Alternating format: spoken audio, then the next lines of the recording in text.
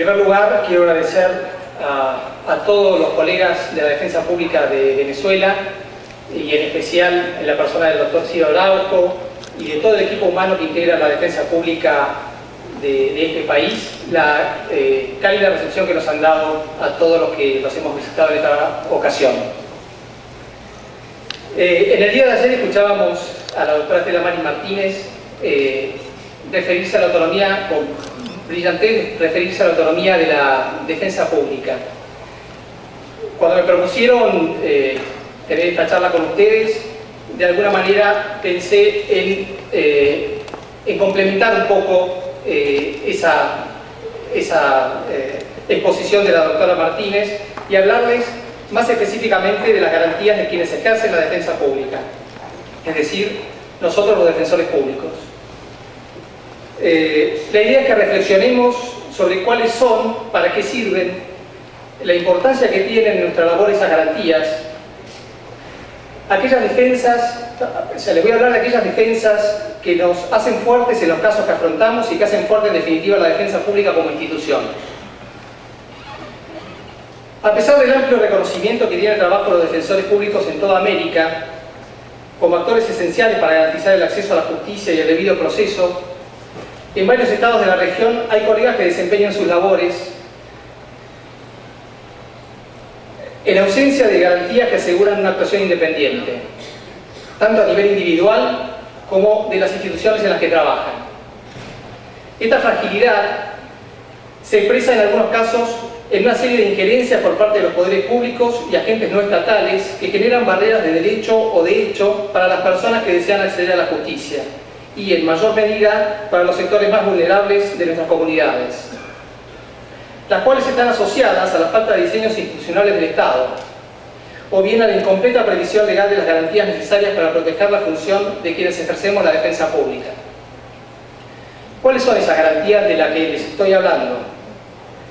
En ese contexto, es fácil visualizar las garantías macro, aquellas institucionales. A través del excelente trabajo de la Asociación Interamericana de Defensorías Públicas, mediante la incorporación de esta asociación, que también integra la Defensa Pública de Venezuela, como organismo de la sociedad civil, asesora de la Organización de Estados Americanos, la Asamblea General de la OEA ha dictado a lo largo de estos últimos 4 años sucesivas resoluciones que buscan fortalecer la labor de la defensa pública en la región, recomendando a los Estados miembros que acomoden sus legislaciones o bien adopten acciones para garantizar a los defensores públicos oficiales independencia y autonomía funcional, financiera y técnica. Les hablo de las resoluciones de la Asamblea General 2656 del año 2011, 2714 del año 2012, 2801 del año 2013 y recientemente 2821 del año 2014. En ese contexto me voy a referir primero a estas garantías macro brevemente o institucionales. Las garantías institucionales son la independencia, la autonomía y la autarquía financiera. Estas incluyen los siguientes aspectos. En primer lugar, la inexistencia de un superior jerárquico por sobre la institución. En segundo lugar, la inexistencia de influencias extrañas en la toma de decisiones. En tercer lugar, la potestad reglamentaria propia. Y en cuarto, la libertad de ejecución presupuestaria, que es la autarquía financiera. Por otro lado, dentro de estas garantías macro, entiendo está la igualdad de armas. Esta está íncita en la garantía del debido proceso legal e implica igualdad de recursos tanto materiales como humanos y deriva en garantías funcionales que enumeraré más adelante. En este sentido, no está de más señalar que la defensa pública también juega un rol como organismo de control estatal, dado que en definitiva existe para ofrecer protección y asegurar que el fiscal y el juez no ejerzan su poder arbitrariamente. Voy a entrar de lleno entonces en las garantías funcionales que hacen la independencia institucional y profesional de los defensores. La Constitución de mi país, en su artículo 120, las denomina inmunidades funcionales y comprende cuanto menos algunas de estas garantías que iré enumerando a continuación. La primera de ellas tiene que ver con la asignación de casos, o denominada también principio de no elección. Se refiere a ellas el doctor Julián Langevin en su obra Sin defensa no hay justicia, de reciente publicación. El doctor Langevin es defensor ante la Corte de mi país. El principio de no elección implica que el defensor no puede elegir a quién se defiende y que el defendido no puede elegir a su defensor público. El sistema de asignación de casos es un aspecto de la administración interna de las defensorías públicas que hace a las garantías funcionales de los defensores y que debe ser preservado tanto como el principio del juez natural, a través de métodos de asignación de casos que protejan a los defensores de la injerencia interna y externa, incluso desde dentro de la propia institución. En la mayor parte de los estados de la región la legislación es genérica en este sentido, y ello impacta directamente en la protección de la independencia técnica de quienes ejercen la defensa pública. La Comisión Interamericana de Derechos Humanos se ha pronunciado ya en cuanto a que la ausencia de una regulación clara, con definición adecuada de procedimientos y criterios objetivos para la asignación de casos, así como para la separación de las y los operadores del conocimiento de los casos que se encuentran en curso, favorece la pretensión de interferir de las partes en un proceso o de otras personas, incluidos funcionarios propios del Poder Judicial o de las Fiscalías. Por eso, siguiendo los lineamientos de la Comisión Interamericana de Derechos Humanos y de la Relatoría Especial de la ONU, que se ha expresado en los mismos términos, soy de la opinión que las leyes orgánicas y sus reglamentaciones deben establecer mecanismos para asignar los casos de manera objetiva, ya sea mediante sorteo o mediante un sistema de distribución automática o planes determinados debidamente detallados en las regulaciones para evitar todo tipo de manipulaciones. Otra de las garantías que tenemos quienes ejercemos la defensa pública, o que debemos tener al menos, es la estabilidad e inamovilidad de nuestros cargos. Estabilidad en los cargos no es otra cosa que el derecho que deben tener los defensores públicos a desempeñarse en el cargo en el que fueron designados hasta su renuncia, salvo mal desempeño. En mi país, dicha estabilidad está garantizada para todos los integrantes de la defensa pública al consagrar que poseen inmunidades funcionales. Las garantías que se otorgan para la permanencia del cargo hasta la edad de jubilación obligatoria o hasta la expiración de su mandato, como las condiciones que rigen los ascensos, traslados, suspensión y cesación de funciones, hacen a la independencia efectiva respecto de las injerencias internas y externas. Estrechamente relacionada con la estabilidad se encuentra la inamovilidad, que abarca además la imposibilidad de remover o trasladar arbitrariamente a los defensores. En efecto, la Corte Interamericana, en el caso Hugo Quintana Coelho contra Ecuador, ha señalado que la garantía de las y los jueces de no estar sujetos a libre remoción conlleva a que los procesos disciplinarios de jueces deben respetar las garantías del debido proceso y ofrecerse a los perjudicados un recurso efectivo. Además, la Corte Interamericana también en reiteradas oportunidades señaló que los jueces y juezas deben gozar de inamovilidad en sus cargos, la cual se traduce en un derecho a la permanencia de los mismos y en garantías reforzadas de estabilidad a fin de garantizar la independencia necesaria y el acceso a la justicia en los casos que llegan a su conocimiento. Por su parte, esta doctrina respecto de los jueces ha sido tomada también para fiscales y defensores públicos por la Comisión Interamericana, que considera que al igual que los jueces, los estados les deben dotar de estabilidad en sus cargos como una consecuencia, a los defensores públicos como una consecuencia del rol fundamental que desempeñan en el acceso a la justicia, garantizando de tal forma la independencia frente a los cambios políticos que gobiernan.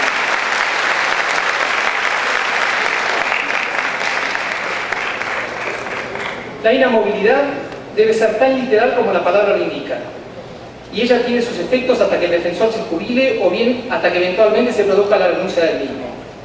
Significa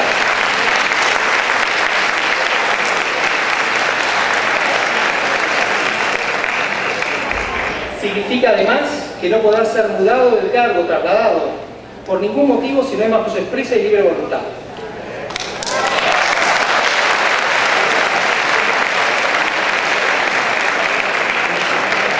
Implica también que no podrá ser cambiado de fuero, y menos cambiado del lugar de asiento de sus funciones, salvo, como se dijo, que exista una nueva designación, sea para un cargo igual o de superior jerarquía, con el consentimiento del interesado y que exista además el acuerdo correspondiente.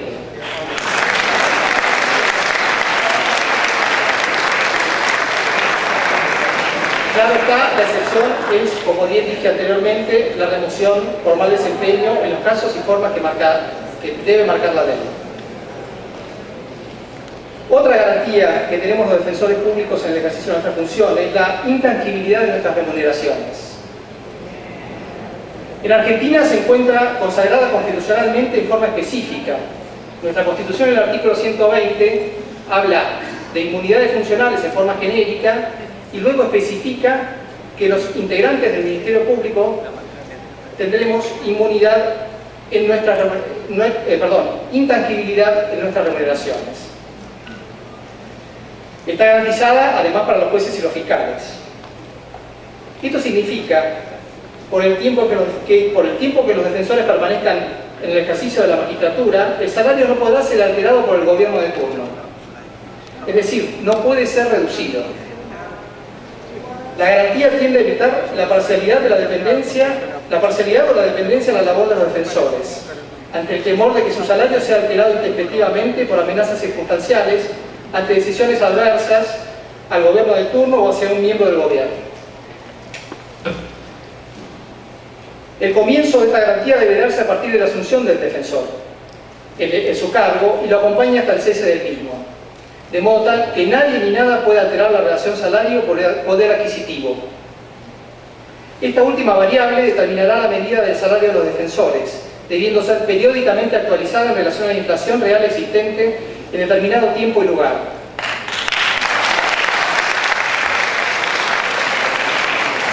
En caso contrario, en periodos de alta inflación, si se pretende menoscabar la intangibilidad de la remuneración de los defensores, por limitarse a no concederles aumentos de salario, la marcha de inflación sola va armando sus emolumentos, produciendo de hecho y por vía indirecta lo que la Constitución, al menos en el caso de mi país, expresamente veda.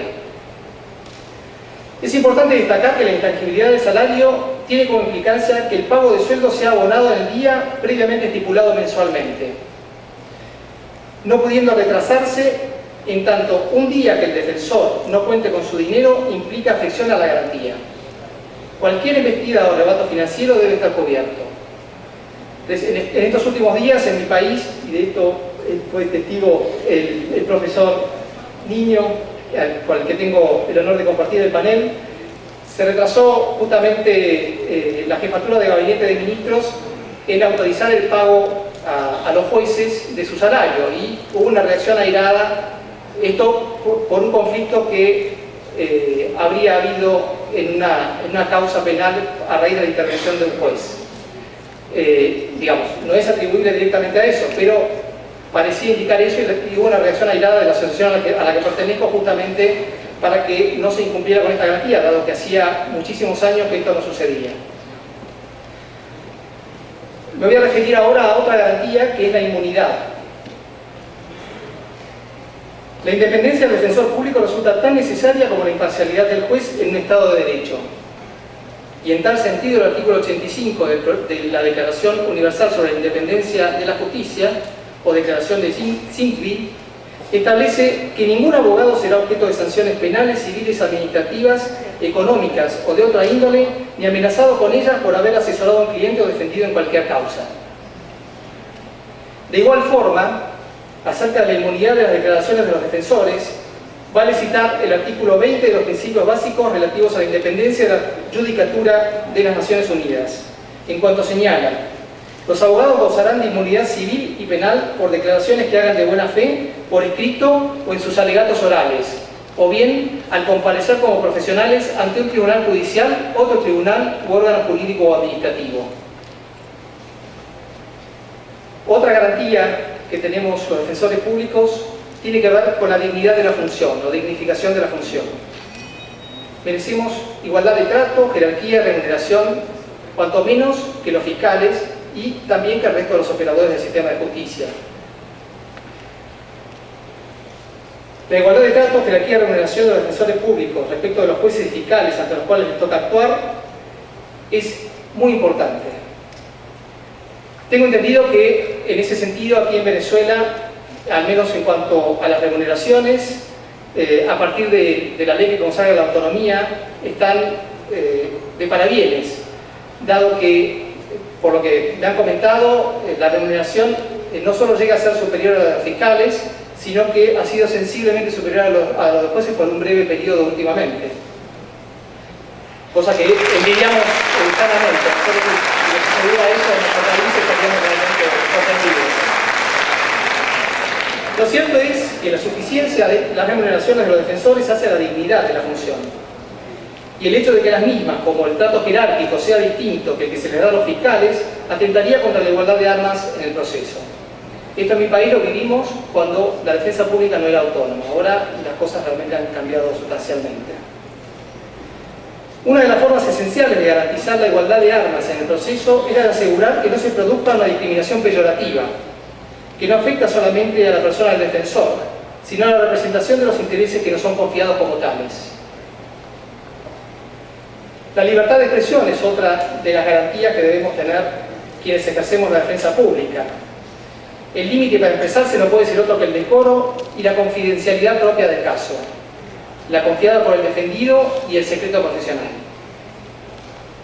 Me voy a meter ahora en otra garantía que está expresada en el Convenio de Garantías para la Independencia de los Operadores del Sistema de Justicia de la Comisión Interamericana, y yo sé que me voy a estar metiendo en un tema un poquito difícil aquí en Venezuela,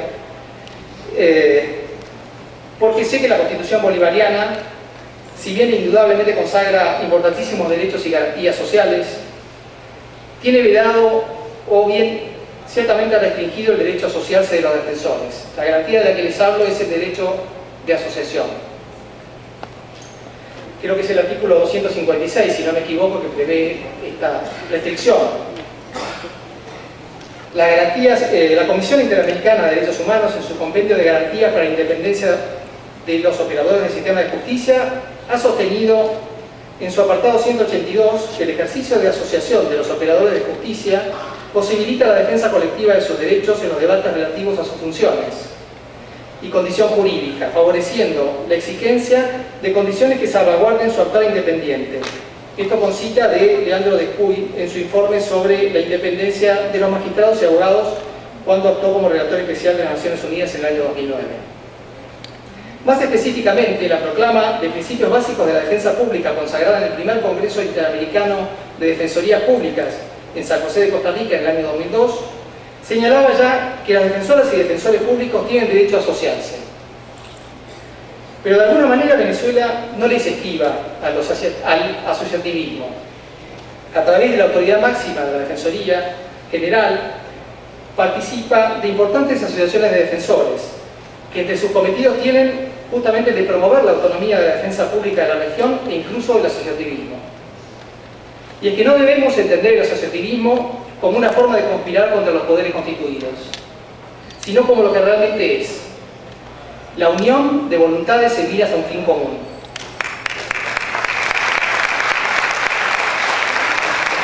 Y en el caso del bloque de defensores públicos del Mercosur y de la Asociación Interamericana de Defensores Públicos, no es otro, esta unión no tiene otro objetivo que el fortalecimiento de la defensa pública de todas las Américas. El asociativismo constituye una forma de promover y facilitar actividades conjuntas y de cooperación entre los defensores públicos de los diferentes países de la región, permitiendo el intercambio y transferencia de experiencias y el fortalecimiento de las instituciones de la defensa pública en los distintos sistemas de justicia. Permite también facilitar la participación de los defensores públicos en la realización de proyectos normativos supranacionales que garanticen a los países miembros los presupuestos necesarios para el acceso a la justicia y la mejora del servicio de defensa. Por último, actúa también como medio para defender a quienes se desempeñan en la función de defensores públicos, en caso de existir afectación de su tarea o su seguridad, en caso de interferencias, de persecución por parte de organismos públicos o particulares, además de apoyar la institucionalidad de las defensorías públicas en cuanto hay una afectación de los principios rectores de la misma, y denunciar aquellas legislaciones que contradigan dichos principios. Otra de las garantías, la capacitación permanente de los defensores públicos. Es una condición importantísima. que garantiza la actuación independiente de quienes ejercemos la defensa pública. Esto es contar con una capacitación adecuada y específica, acorde a la función que nos toca ejercer. La mayor capacitación que tengamos, la mayor formación profesional, nos hace menos influenciables a presiones e injerencias de todo tipo y garantiza además que nuestra actuación responda efectiva y correctamente a los requerimientos del derecho aplicable al caso que nos es confiado. He tenido oportunidad de ver antes de ayer, junto a la directora de la misma, la Escuela Nacional de Defensa Pública que tienen aquí en Venezuela. Realmente me he quedado maravillado y con sana envidia porque tengo un edificio, una posibilidad de capacitar de esa naturaleza, en forma absolutamente independiente del resto de los operadores de justicia. Podemos decir que esta garantía la tiene por demás cubierta en Venezuela. Para finalizar, quisiera remarcar que cualquier injerencia o interferencia foránea, incluso de alguna de las partes en el proceso, afecta no solo a la persona del defensor o a su actividad profesional, sino al fin mismo al que servimos, que no es otro que el de realizar el debido proceso, garantizando el acceso a la justicia de todas las personas en pie de igualdad, y fundamentalmente de los sectores más vulnerables. Pero por sobre todas las cosas, servir a la cohesión social y a la realización de un Estado democrático de derecho. En definitiva, estas garantías no son de manera alguna privilegios de los abogados que ejercemos la defensa pública. Son principios que sirven para preservar los derechos de las personas que nos confían su defensa, el acceso a la justicia de estos y el debido proceso, además del Estado de Derecho.